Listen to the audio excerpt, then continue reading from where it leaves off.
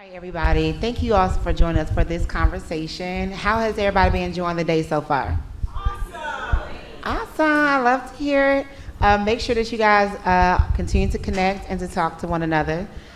Super excited about this conversation with Miss LaJill Hunt.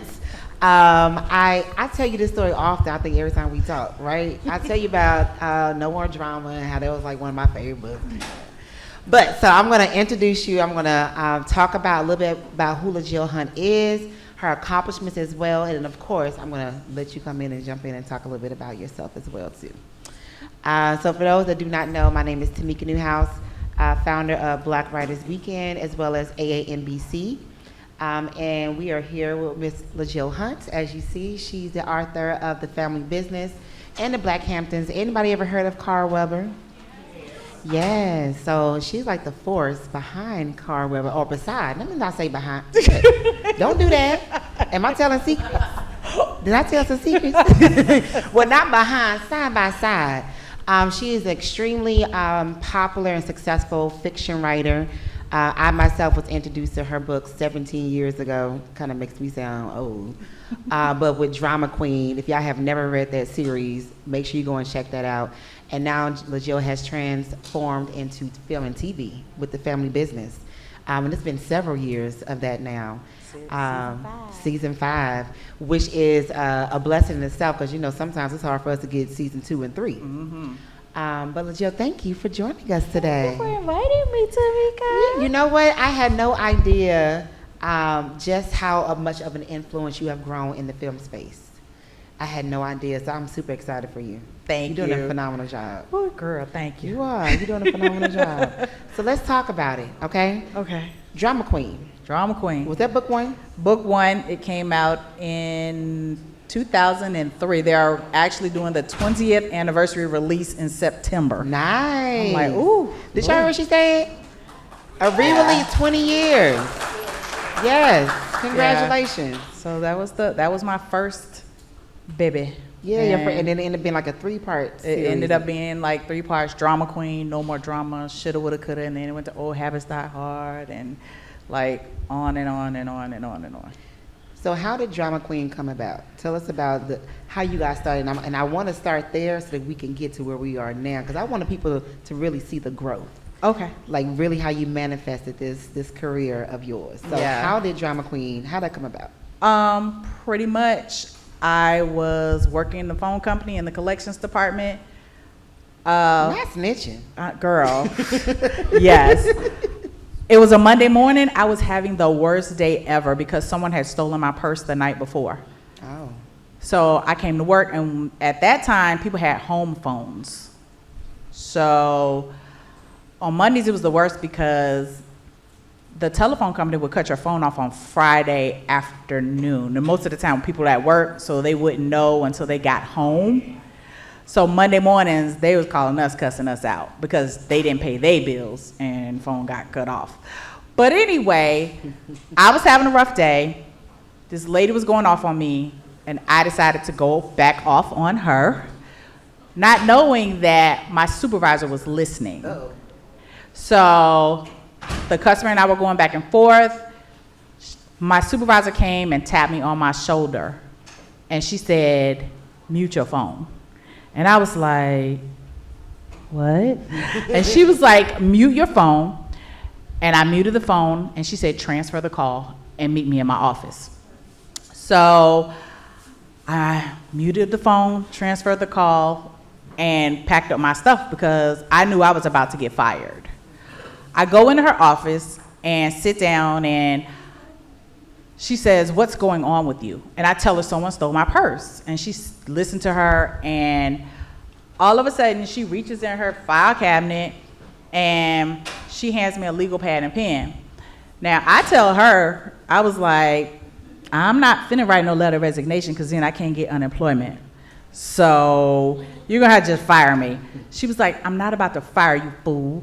She said, "But I need you to do something positive with all this negative energy." And so I'm looking at the legal pad and pen, and I was like, "Okay, what am I supposed to do?" She said, "LaJill, you always walking around here reading a book. Go back to your desk and write one." Oh. I said, "Okay." So I go back to my desk. This was February, and I had set my friend Joya up on a blind date with another friend of ours. So after everybody was like, girl, you didn't get fired. What happened? Da, da, da, da. And so I was like, no, I didn't get fired. She told me to write a book. Joya proceeds to tell us on the road what happened on her date. And I mean, this date, the way she told it, I was like, first of all, I couldn't believe like my friend had really gone out of his way to just make this fantastic night.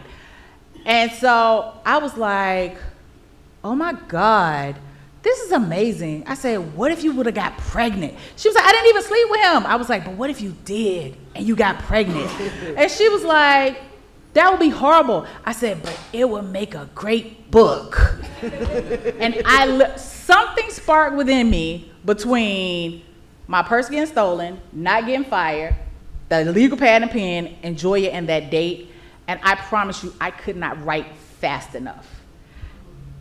I can talk about this now. Yes, I freehand wrote it, like on the legal pad. Like then I started stealing time at work because instead of taking calls, I started typing it up. Like, and then I never wrote. I tell people all the time, I never wrote a book to be published. I wrote a book to entertain the people that were on my row, because what I do is I'd write and then I type and then I email and be like, y'all read this. Y'all read this. And they were like, it was like they could not get enough of everything that I was writing. And their reaction to what I was writing was fuel for me to like, oh, okay, like, let's go. Like, because they were like, more.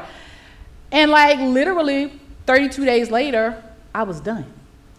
A whole month. Like, because it was just something, like, I had to like get it out. Like, oh my gosh. And then they're wanting more, fueled it.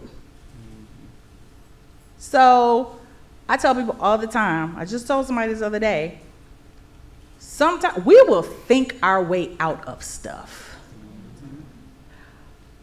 When Bonita, my supervisor, told me to go write a book, I didn't think about it. I was just like, okay. And I went and I just wrote. Like, I didn't say, oh, I've never written a book about before. What am I going to write a book about? I don't have a well, did we have laptops right now? I didn't say, I don't have a computer. I don't have this. I don't know what it is. Da, da, da. I just wrote. Like, because what's the theme? I am a creative. Mm-hmm. And so that's literally, I finished in 32 days. I printed it out. I didn't know what I was supposed to do with it next. So I believe in God. Of course. I went to my pastor. Okay. And he was like, okay, bring it to church. We're going to stand and touch and agree. Okay, pastor. And so the next week, I stole paper at work, printed it out. But took it, we laid it on the altar. The whole church stood up. We touched and agreed. He was like, something going to come out of this. And he was like, when you do, remember the tithe. I was like, okay. Of course. That same day, I went to a black bookstore called Positive Vibes. And I was like, I wrote a book. And he was like, okay, so what are you going to do with it? Are you going to publish it? Are you going to get a traditional publisher? Or where you going to I had no clue. He was like, well, I mean, you can always self-publish. I was like, okay.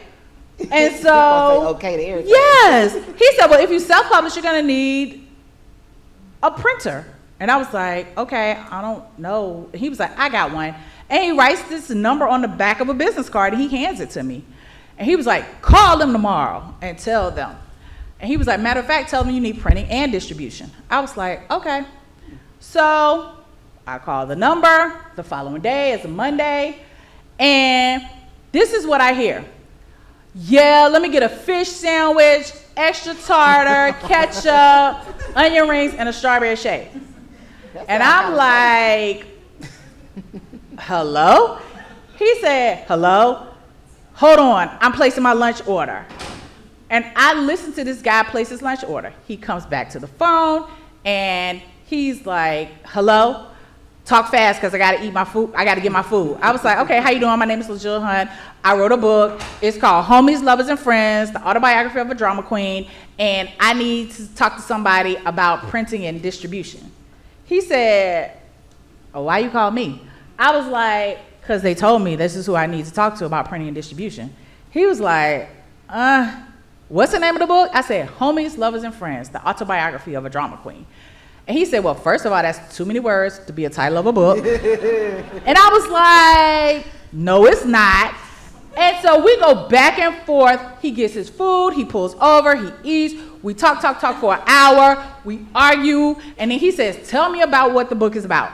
And so then I tell him, and he was like, okay, you might be onto something. And I was like, okay. So finally he finishes his lunch, and he says, I have to go. He said, call me later. I said, well, I'm at work. I don't get off until 6. He was like, okay, well, call me when you get off. So I was like, okay. And Okay. I said, wait, what's your name? He said, Weber. I said, Weber, is that your first name or your last name? He says my last name, my first name is Carl. I said, that is so funny because one of my favorite authors' names is Carl Weber. I said, he wrote Married Men Looking for Love, because at that time, Carl Weber had 2 books out. And he was like, yeah, that's me. I was like, you can go to jail for impersonating a famous person, like whatever. He was like, no, that's me. And so finally, he convinced me it was really him. Now, we've argued back and forth, like, we cool now. But when he finally gets me to understand that he's Carl Weber, I'm like, oh my God, Mr. Weber, thank you so much for like, yes. He's like, no, don't even try it now. I was like, whatever. So he said, you know what? I like you. He said, I'm going to help you. I was like, okay.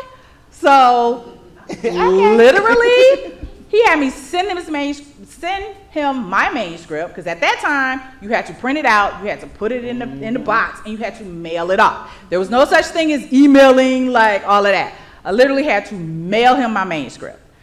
And I had to wait. And he kept saying, I got you.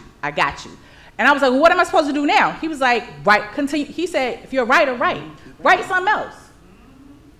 So that was in March. Well, February, I finished in March. So that was in April. In August, he called me one day. And I was like, oh, what? I'm writing. Like, he was like, Jill. He said, I told you, I got you. And I was like, what do you want? And he was like, I just got a distribution deal for the publishing company I'm starting. Drama Queen is going to be the first book that I drop, and you're going to be my first author. And what you do? I was like, for real? Like, what? I was like, so what am I supposed to do now? He was like, write. Like, write. He was like, because this is just one book. He said, so what happens next? What happens next? So that was like my serendipitous how I became an author, because instead of firing me, my manager was like, write a book. Where that manager at now? On my Facebook, Bonita, she sells houses now in Richmond. Okay. That is quite a story, y'all. That is quite a story. Yeah, that is quite a story. Notice that she kept saying, okay. Yeah, okay. Like just going with it. Yeah, just go with it. Mm-hmm. Like, because had I thought like, I can't call this number, because the guy didn't write a name on the card. He literally accidentally gave me Carl Weber's cell phone number. That wasn't the number, like. Well, it wasn't no accident either. Yeah, God orchestrated it, yes. Yeah. And trust me, my first book signing was on the altar, like, at my church. At church? Yes. I ain't selling drama queen. Yeah, and I told her, I was like, ooh, no, like, we can't do this. In the book? Ooh, that's one thing about it. Like, when I go back and look at it now, I'm like, oh, God, LaJill, what were you thinking?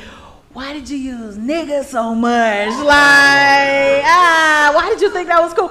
But people ate that book up, like, ate it up. Now, the crazy thing is, the co-workers, like, they were asking me, like, what are you going to do? I'm like, I'm writing a book. This is going to be my book, like this and that and the other. So when the book came out, they were like, girl, wait a minute. Like, that's really, and I'm like, yes.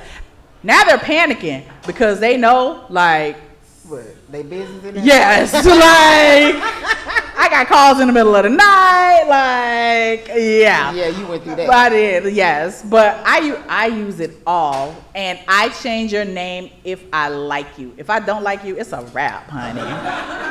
Like, it's a wrap. I'm using your real name, like, So you know what? So yeah, this is my next question. Because listen to your story, you didn't intentionally do this. The universe kind of did it for you. Mm-hmm. And you flowed with it. You kept saying, okay, you walked this line not really knowing where it was going to go. When someone told you to do something, you said, okay, and you did it. Somebody gave you a number, okay, and you called. And then you had that conversation. You were being yourself, not really knowing who you were talking to. Mm-mm. And then months later, you were still writing. You stayed the course, not really knowing where it was going. So almost you was walking by faith. Right. I like that. When you walk in your purpose, in your gift, and you pursue your passion, what's for you will find you. Yep. This is true. Like it, and when it finds you, and you just go with it, you'll never miss. Now, how when it finds you, because it found you, and then you continue to write, how did you sustain it? Let's talk about that, and then how you ultimately mastered it. So how did you sustain this new journey that you are on? Because we don't know what we're doing. You know? Yeah. We just take it day by day. And this was, again, this is in the 2000s. So everything, I'm blessed to have gotten a book deal back in 2000s when, you know, everything was popping. Then business, it really turned into Death Row versus, like, what was it was like Tupac versus Big. Like, I tell people all the time, music business, publishing industry, same thing, like same thing. Because I never wrote, I don't do anything, honestly, this is so crazy, and people have told me, like, I sound crazy when I say this. I don't do anything to make money. Like, I just don't. Because for me, when you do something like, I want to do this to get paid, that brings pressure, anxiety, and it takes the fun out of what I'm doing. It takes the natural course of things. Yes. Because you try to insert and manipulate things and try to make things happen. So yeah, I agree. So when the publishing industry went left, I left with it. And I stopped writing because it was no longer fun for me. Yeah. Yeah. I was going to ask that too. Yeah. I stopped writing for 7 years. I got a regular job. Like, if I'm going to be under duress and stress and it's going to be all this, I could be on somebody's payroll for that. Yeah. So let me just do that. And what brought me back, there's an author named Quan Foyer. You know Quan. Yeah. And another author named Kevin Elliott, K. Elliott. K. Elliott, okay. Quan and Kevin would call me every month. Well, first of all, I would talk to Kevin every day. He's like one of my best friends. That's another thing. I believe in organic connections. Like friendships, I value. So here's why you have to be careful who you connect with. Kevin called me every day because he was my friend. Quan called me once a month because he's my friend. Every month for 7 years, Quan would call and say, when you coming back? I'm not coming back. Like, I can't do it. I'm not dealing with it. Like, I don't even want to do it anymore, whatever. He was still, for some reason, it was just like, he was still like, okay. And Quan would say, Jill, you know what the problem is? You don't know who you are. And I was like, what? And he was like, once you understand exactly who you are, when you come back, it'll be bigger and better than ever. I still didn't want to come back. Kevin called me one day because Kevin said, Jill, Amazon got like this where you like, you know, the website Amazon, you can upload books there yourself. Like, you don't have to be bothered with anybody, like da da da da da da. He's like, I need a favor. And I was like, what? He said, I want to test it. You're an author, you write it. He was like, I ain't LaJill Hunt. He was like, let me just try it. Like, Jill, you don't even have to write a full novel. Just give me a short story. He was like, I'll pay you. I was like, Kevin, he was like, please, Jill, I really want to do this. I really want to see if I can make this work. I was like, fine, Kevin, I'll give you a short story. At that time, I had gone through so much over the course of the 7 years. I sat at my computer and I said, okay, what am I going to write about? I don't even know. What came out of my heart was a story called Repeat Offenders. And I promise you, out of all the books, all the projects, everything, hands down, it's the best thing I've ever written because I put my heart on the paper. And really, it's just a love story about a woman who's married to like this overseas basketball player who's abusive. The first time he hits her, like, she's so shocked that, like, did he hit me? Like, he didn't hit me. Like, no, he didn't hit me. And he's so apologetic that she's like, I'm tripping. This really didn't happen. So she forgives him. They move past it. The second time, he beats her so bad that it results in her being in the hospital.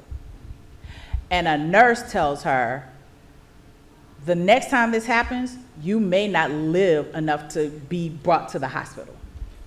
So she does not give him an opportunity to get a third offense. Parallel story, there's a young man, he's in high school, track star, mom's a single mom, she loses her job. He decides, I'm going to, let me just be a corner boy to make money to help out help my family out. He gets caught, first offense.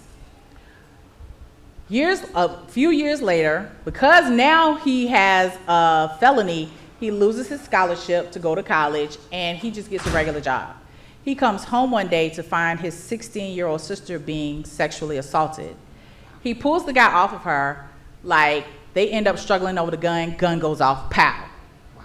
Now he's a 2-time offender. The day she leaves the hospital, she's picked up by a woman who says, I have a duplex. It's the exact same day he's released from prison by a man who says, my wife and I have a duplex. The two of them end up being neighbors, and they help each other heal through their repeat offenses. Repeat offenders.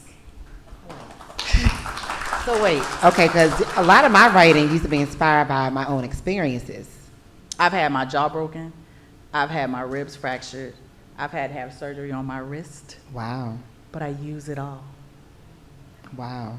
I endured that so somebody could be blessed by repeat offenders. Right. And know that if it's a third offense, yeah, it might end up with you being in the morgue. Yeah. Wow. That's kind of heavy. Yeah. That's kind of heavy. And so it's after 7 years, that was the story that kicked open the door for you to jump back into this. That's what kicked open the door. So and you've been with Urban Books all of your publishing career, correct? Mm-hmm. During that 7-year gap, was there an opportunity for you to continue to write for Urban Books? Were they trying to get you to come back? Were they begging? No, Carl and I were beefing. Okay. We did not talk for 9 years. Well, damn. I'm trying to get the scoop. Yes, we didn't talk for 9 years. Now, the irony of our not talking, even during that 9 years, I was still a Carl Weber fan. So I was still reading everything that he put out. Yeah. One night, I'm watching Scandal. I'll never forget this. I was really watching Scandal, and my phone rings, and I recognize the number. Same number that I called, looking for distribution and printing. All these years later. Yes. And I instantly, and I'm like, oh, why is he calling me? And the only reason I answered was because it was a commercial break. Right. I promise you. Because I don't think we could pause TV then. No, and not at all. It was ABC. Like, it was like. We'll have to wait. And I answered the phone, and I was like, hello? I promise y'all. He said, Jill, what you doing? And I was like, watching Scandal. And he was like, I need to talk to you. I'm like, okay, what? He said, have you read Family Business? I was like, yeah. He said, well, I need somebody to take over co-writing the series, so I'm gonna go ahead and send you what I have so far, and then let's talk tomorrow, and let's see where we're gonna go from here, okay? You still got the same email address? Well, dang. Well, hi, sir. I said, look, and you know what I said? What? Okay. Okay. For some reason, and you know why I did it? Because even though I had not talked to him in 9 years, I was such a fan of the Family Business that I was like, okay. okay. You were thinking about the story, not him. I am. Like, and the opportunity to write something that I already loved. Like, okay. So y'all listen to this. She took emotion out of it. I took like not no angry, no animosity, none of that. And you know I had a reason to be angry. I mean, you know, I know a lot. Yes, like, but it was like, oh wait, I can co-write? Like, wait, what? Okay, like, okay, well that explains. Because I was like, all of a sudden, I saw your name on the Family Business. On the Family Business. Now, I just saw Tamika know like some stuff that I like. The industry messy, y'all. The industry is really, really messy. It's real, real messy. Don't let that discourage you, though. Because let me tell you something. I got dogged. When I tell you, industry talked about me like a dog. I must have missed that. Yeah, like they were like, oh, she back with Carl, like, oh, they was hating. Like, okay. I'm telling you whatever, but everybody that talk mess about me going back on him co-writing that series, ain't none of them co-writing the #1 and the #2 show on BET. Right, and they probably not doing nothing next. Exactly. So I'm like, they sitting at home being fans. Right. While I'm saying, okay. Put that on the shirt. Yeah. And it gotta be a big, okay? It can't be a little. Okay, for real. Yeah. And because I did not overthink it. I didn't like, it was just like, okay.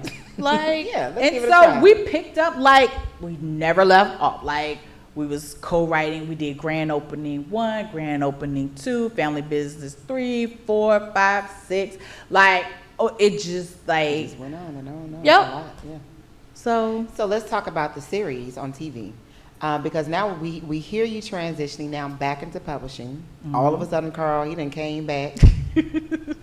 Jill, come back over here with me. Yes, come back over here with me. And so now y'all begin to create again. And it's successful. Mm-hmm. And you're part of a series that you were also a fan of and enjoyed reading. Mm-hmm. So I know that in itself was like a wonderful experience to have. Because I've been able to do a few different things where I'm on a consumer side and now all of a sudden I'm a part of it. Right. And it's almost like, wow, is this really happening? Mm-hmm. So now that you're in this new realm of writing and Carl has begun, his brand has grown and blossomed, like $1 million business in the industry and imprint and all of that, now tapping into the film space. Let's go there. Because are you outside of the Family Business in Grand Hustle, correct? It's Family Business Black Hamptons. Yes. Okay. So are you writing anything else outside of those projects? For film and television? No, in books. Yeah, I am still required to do a single, like, I still, you know, I still have to do my own thing too. Okay. Yeah, under Urban. Right, for contract purposes. And you enjoy it, correct? I do. Okay. Like, I do. Okay. Yeah, sometimes it's... I know that. Because Drama Queen came out 20 years ago. they still want that, and I'm like, I'm old now. Like, I want to write about grown folks drama, like not. It's a different voice. Yeah, it's like a totally different voice. Yeah. So there's kind of a like now we've come to a happy medium. Like, okay, you can do a ghetto book and a grown folks book. Like, but you know that's the artist in us, because honestly, the stories that we tell is arts. This is also why maybe 10 years or so I stopped calling writers and artists. So that media can begin to understand the work that I was doing. Right. I wanted writers to be in the spaces like singers and actors, and I wanted us to be in Hollywood, but they weren't really respecting us like that. Right. And without the written word, you wouldn't even have nothing. So I didn't understand why we were not being invited to the party with all the Oscar winners and the multi-million-dollar brands, and like y'all here because of me. Yeah. And we are like, I tell people all the time, because they're like, can you? I'm like, child, I'm a low man on totem pole. I cannot. Like, I'm just a writer. Be. We really should. Everybody got jobs because of our words. Yeah, definitely. And yeah, we have not been respected. And so then we'll go into like the strike as well and talk about that a little bit as well. But before we get there, I do want to say something though. Okay. Because a lot of people just like, they skip like the middle part. So even though I was co-writing the family business series and I was still writing my own stuff, like my own books, I wanted to still do other stuff. So I'm an Issa Rae fan. Like, I love Issa Rae. And at one point, I was eating everything she did up. So we got Issa Rae fans in the house? Me. I'm going to test to see how many of y'all really are Issa Rae fans. Y'all know what fruit is? Ooh. Oh, dang. Okay. So, because I'm a true Issa Rae fan, I found out Issa Rae had a fiction podcast called Fruit. Oh. And so I became a fan of Fruit. And then I was like, I can do this. So I decided to create my own fiction podcast. Zero budget. None. I had no money. So what I did was I went to 5 of my friends that are animated. Like, you have those friends that every time they tell a story, you feel like they're there. And I was like, I need you to be in my fiction podcast because you can do this. Like, so I got them to be my cast. A music producer friend of mine, he had like a studio at his house. So I told him what I was trying to do. And I created a fiction podcast called Soulless. Now, Soulless, because I was now doing a fiction podcast, I had to learn the art of writing a script because I had to give my cast a script. So, zero budget, just doing it for fun. If Issa could do it, let me see if I can do this too, because this is so dope. Like, oh my gosh, it's like listening to a soap opera. Created my own, uploaded it, was having an amazing time doing it just to do it for the love of it. When BET called Carl to tell him they wanted to turn the family business into a TV show, the first thing Carl said to me was, dang, Jill, if you knew how to write a script, I could bring you in the writer's room. Don't do that. I know how to do that because I've studied it. Not because I was trying to be a TV writer, but for the love of the podcast, what you of what I was trying to do, of being creative. Yeah, being creative. Yeah. So everything, like, it's a ladder, like, and you do stuff not to, I want to become this, or I wanted to. You do it because, and that's why I love your theme. I am creative, not I am a creative. Just I'm creative. Yep. And if you're a creative, create. Create. It doesn't matter what you create, and create something. Exactly. Yep. And say okay. Yeah. And say okay. And enjoy it. Yeah. Because my friends and I had a ball doing it. Like, nobody said, well, how much you paying me? Like, nobody charged me anything. And is it streaming? Is it available for us to It listen is to? available. It's not safe for work. Like, please do not play it around children. Don't play it like anybody in the car with you. Like, oh my God. Like, oh Lord have mercy. But it was fun. It was we had a ball doing it. Like, it was so much fun.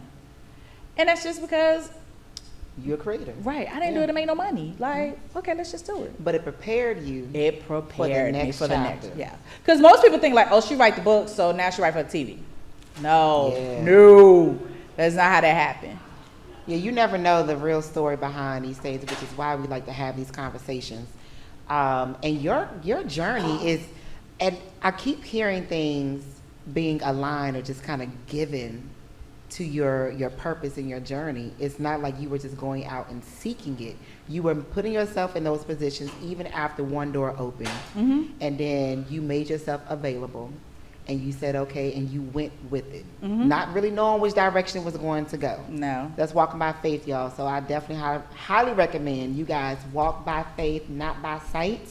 Listen to that gut feeling. And know that faith without Yeah. works is It's what? dead. Is dead. Exactly. So that don't mean that say that, oh, God gonna work it out, and then you just sit there and just wait for God to work it out. And then walk around mad because you saying God ain't worked it out. Yeah. This is a partnership. You gotta Yeah. work alongside the things that you want to experience and accomplish. And so I do need to say that this conversation is sponsored by the Mayor's Office of Film and Entertainment, which I was super excited to get this partnership with them this year, not really knowing that you were going to be the subject of the conversation. I didn't either. Yeah, I know, so- but you know what? What? When they called and asked me, you know what I said? What'd you say?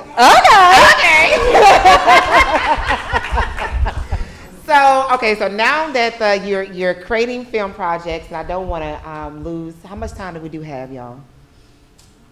We have enough? Okay.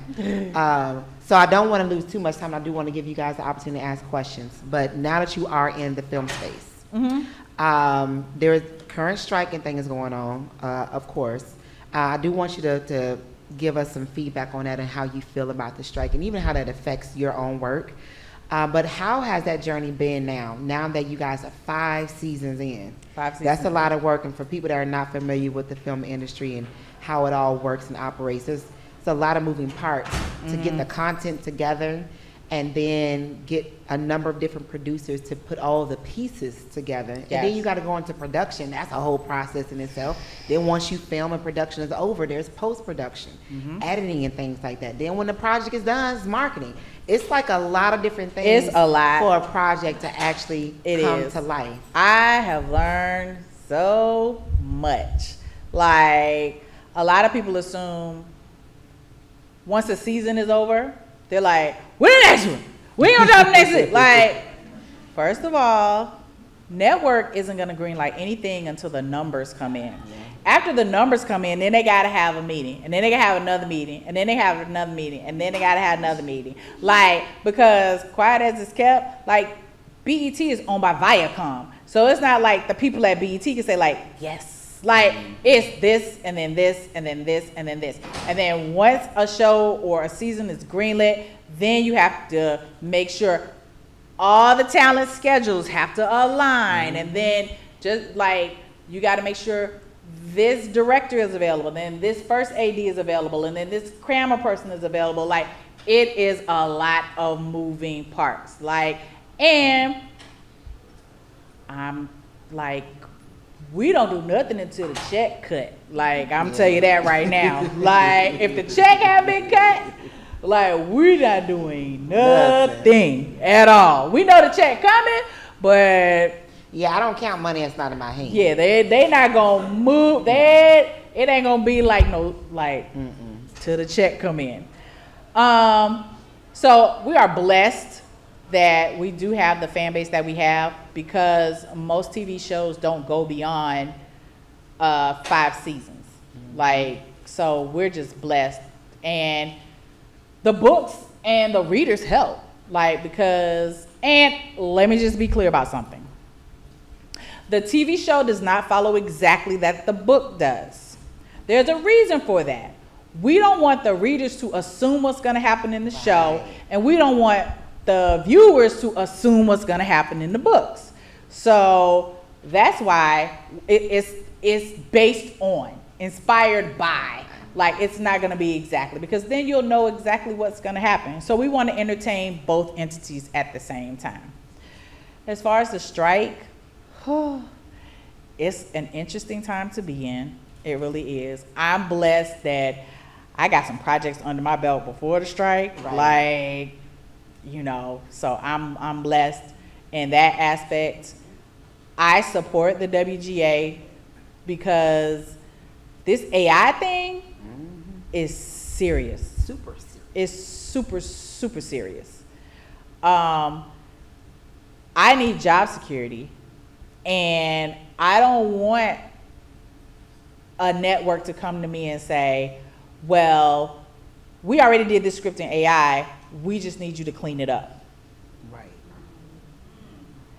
And so, as a TV viewer, I don't want to watch anything that AI has written, because then I'm going to be like, what? Like, what? Why? So, I need job security, and I'm a TV fan. I want quality writing for my quality shows. Like, and it's enough money out there that they should be able to do equitable pay. Like, honestly. As far as the Screen Actors Guild is concerned, the talent,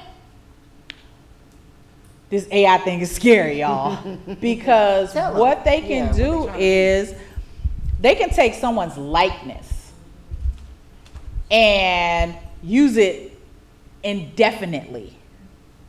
I explained to someone, the guy Paul Walker in the Fast and the Furious. Remember how they finished the movie after he was dead, because they used his brother, but they used Paul Walker's likeness over his brother's face, and they were able to just continue to film the movie like nothing happened to him.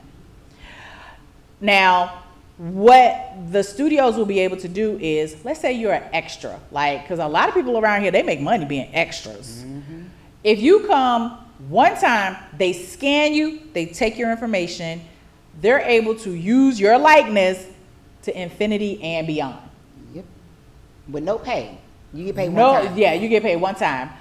I have a friend that is a voice actor. They can take his voice and use it in commercials, whatever else, cartoons, and he will never get paid for it again. That don't even make sense. It makes zero sense. Like, how are people supposed to eat? Yeah. Yeah. So if we don't stand in solidarity now, like, there's no telling what'll happen in the future. Yep. Like, honestly. Next thing you know, teachers won't have jobs because they'll have the AI. Your child doesn't have to come to school. We're gonna have the AI people, like, on the screen, and they watch the screen from home. And it just starts now. And if we don't protect it now, then there's no telling how far it'll go. I agree. And if also, too, we have to continue to support gatherings, community gatherings such as this, where we're actually engaging and connecting in real time and in real life. These type of spaces have to exist because technology is not going anywhere. AI also isn't going anywhere. But we do not want it to take over life, human life, like us, people. So we have to ensure that not only do we stand in solidarity together, but also in the future, we see what's happening. We have to continue to insert ourselves in our community and make sure that we stay connected. That's right. Which is why I keep asking y'all talk to each other? Y'all get close to me. Why you sitting back there and stuff? And I see y'all sitting back there and we got these seats up here. I saw y'all. Now, okay, but I want y'all to talk and connect and make sure that y'all continue to stay engaged with each other. So, LaJill, I do want to give people to have the opportunity to ask questions because I know I've been asking all the questions. I have just a couple more. But any questions in the audience, if you do, we have some mics over here because we want people that are watching on live stream to be able to hear what's being asked. Yes, anybody that has questions, go ahead and line up. Be mindful of that camera right there so that It doesn't block, but the mic is right here. And you can cut one of those mics off.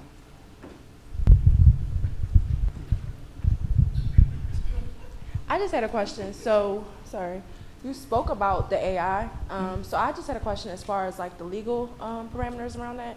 Because my thought process, the way I'm thinking about it is, shouldn't like a person's likeness or something like that, shouldn't that be able to be like intellectual property or something that they have to give some type of permission or approval for? Right. As far as the writing piece is concerned, it belongs to the studio. If they drop an idea into ChatGPT and say, write a screenplay about a boy named Johnny who finds an apple seed and plants it, it's gonna write a whole script. That script now belongs to the studio. What about the like? As far as the likeness, Yeah. every time you step on a movie set, Maurice, is this true? That's Maurice. He's talented. He's with SAG, like whatever. You sign off, right? So every time you go on a movie set, you sign a contract for your likeness to be used. So with AI, you would have to sign off for the studio to be able to use your likeness. Yeah, like that they'll just be able to use it. Period. Point blank. That's interesting. That's why I have a vacuum cleaner, not a Roomba.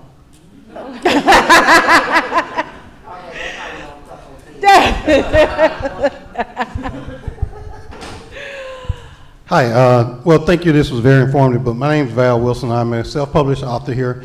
And I had a question. Your transition from books into TV was kind of happenstance, I guess you say. You ran into the right people at the right time. But I firmly feel that my latest book is a good movie pitch.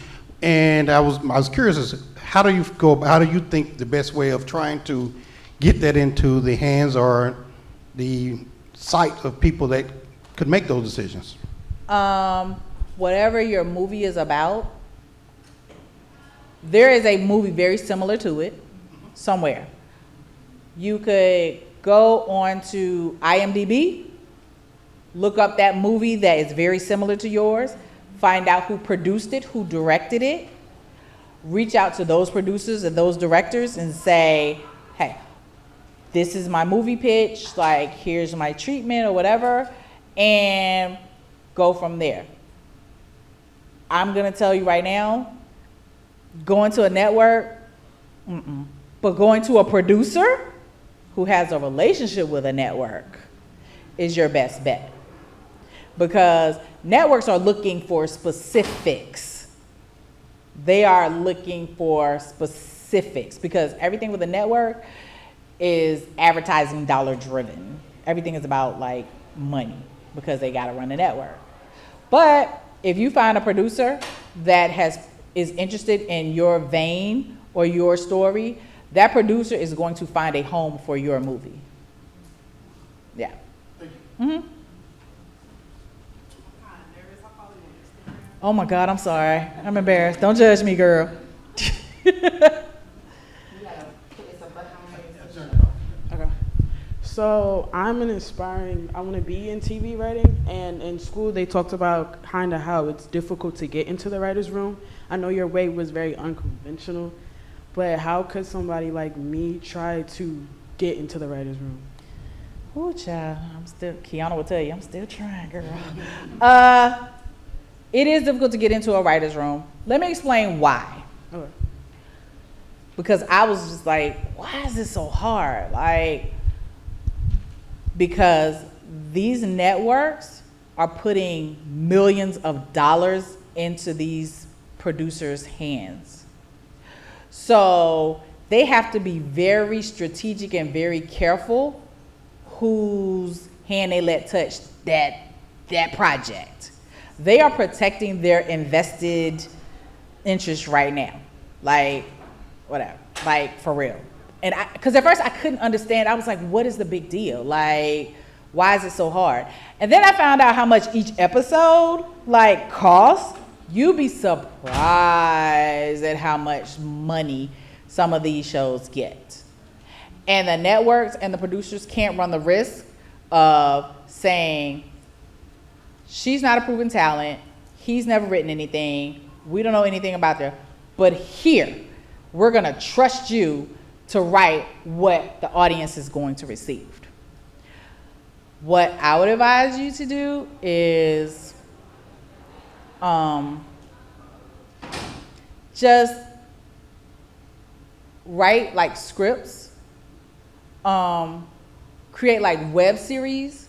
So like prove that you know what you're doing. Yeah.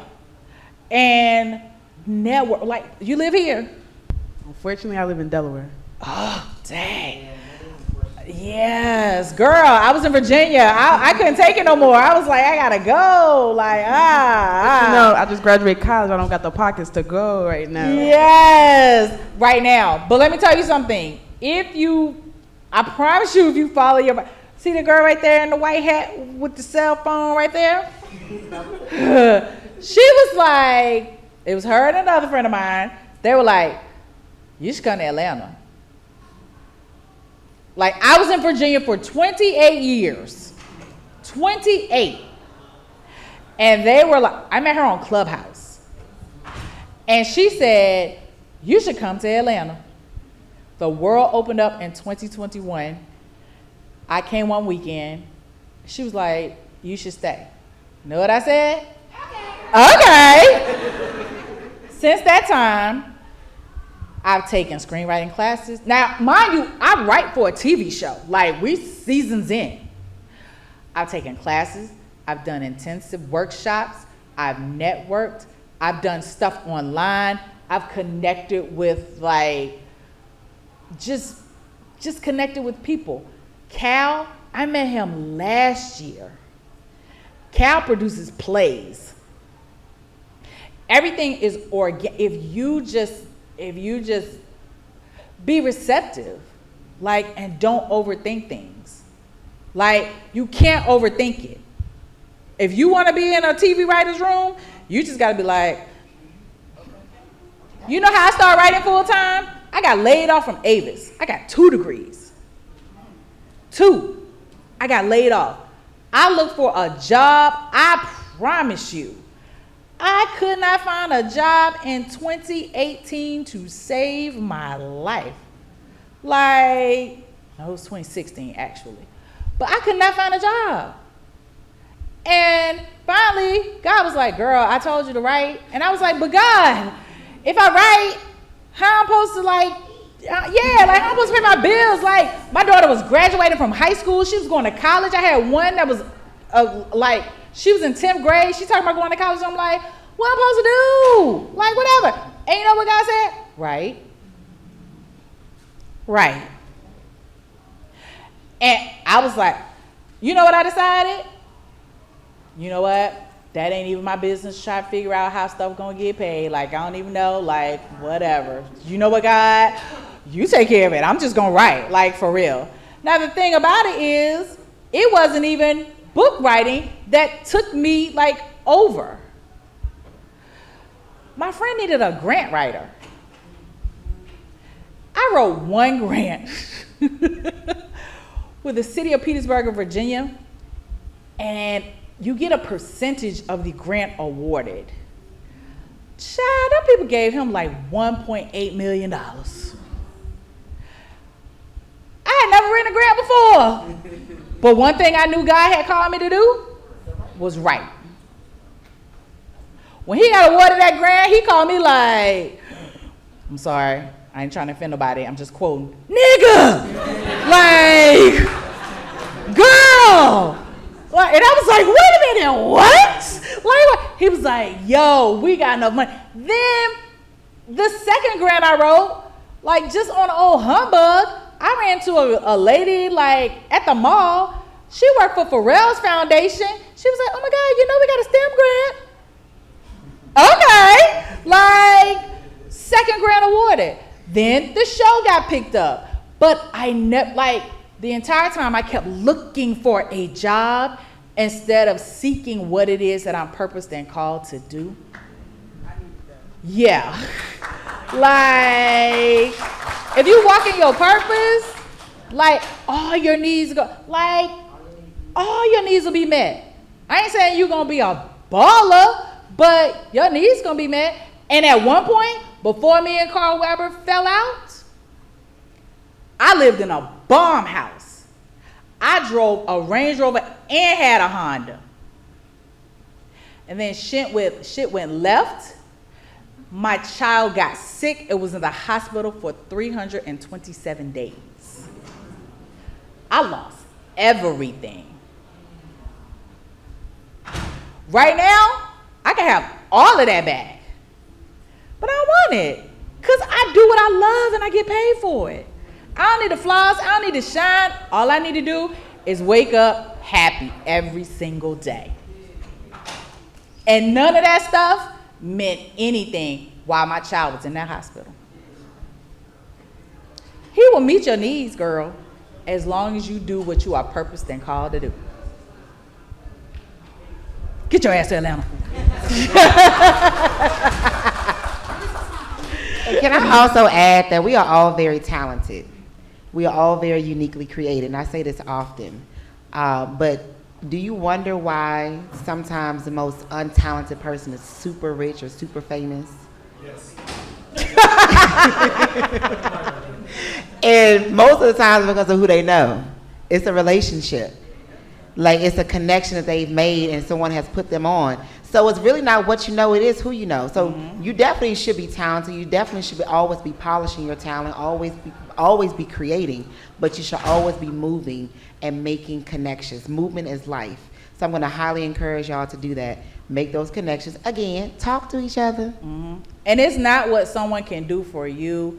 If you position yourself to do, like, how can I help you? What do you need? Like, that has been my key to making it, like, I never go to anybody and be like, can you put me up? Like, what you need? Like, how can, like, what can I do for you to help you with your project?